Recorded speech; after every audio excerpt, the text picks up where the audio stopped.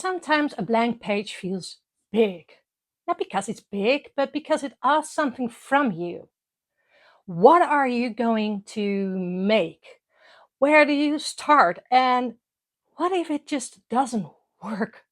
And that's exactly why I keep coming back to grid art. Not because I love strict structure or because I love rules. No, it just gives me that much structure, just enough structure to ease and relax into it.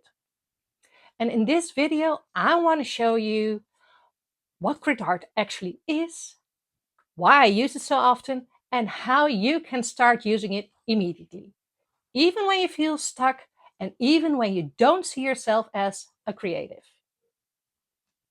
Grid art is very simple.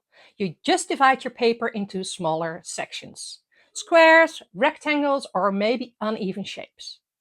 And you treat each section as a small creative space. That's it. That's grid. Grid is not the artwork. The grid is the container. And something shifts when you work like this.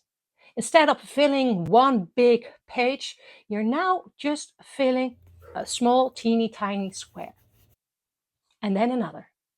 And another.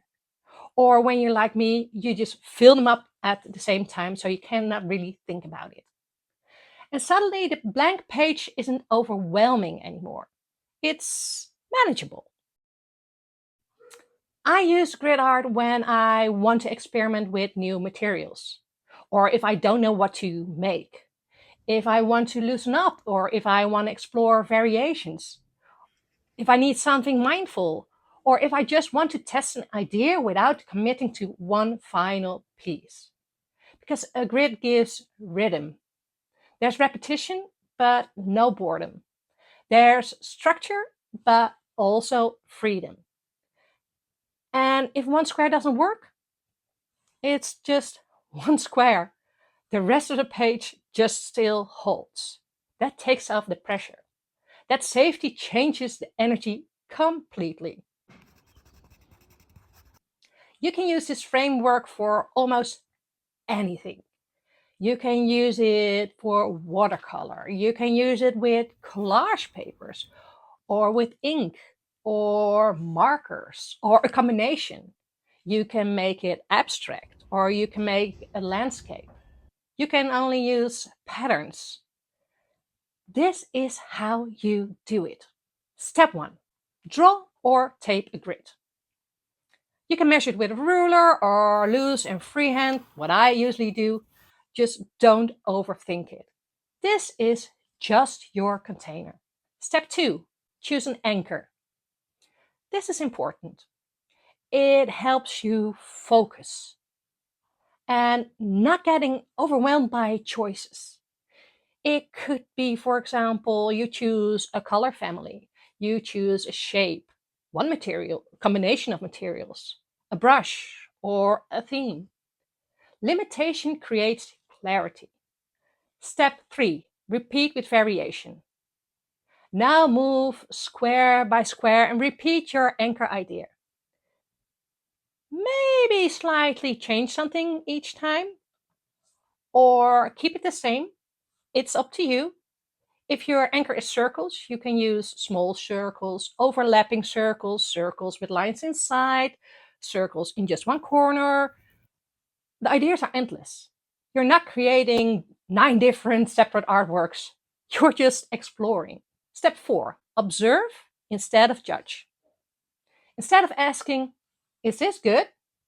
Just ask, what if? What if I add some more water? What if I rotate the page? What will happen if I leave some space and not fill up the grid?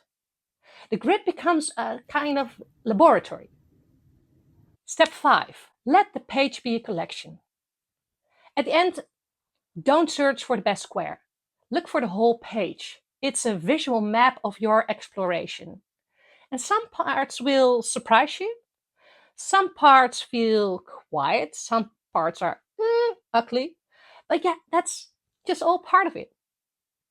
Over time, I've noticed when I work in grids, I tend to follow a few personal principles. Not strict rules, just more like gentle reminders. Things like starting with intuition but ending with intention, first working with large shapes and then work your way to the smaller details. They're simple, but they're really shape the way my page evolves. And I share more of those into depth into another video. If you never tried grid art before, please start small. Just a few simple squares. One pen, one idea, and just see what happens. This series, I will explore different ways of using grid with watercolor, with collage, with landscapes. Just play. And if you're curious, just stay with me. Subscribe to this channel and you will get updated. And let's see where that grid takes us. If you like this video, give me a thumbs up and comment. What do you think about grids? Or what are you going to make?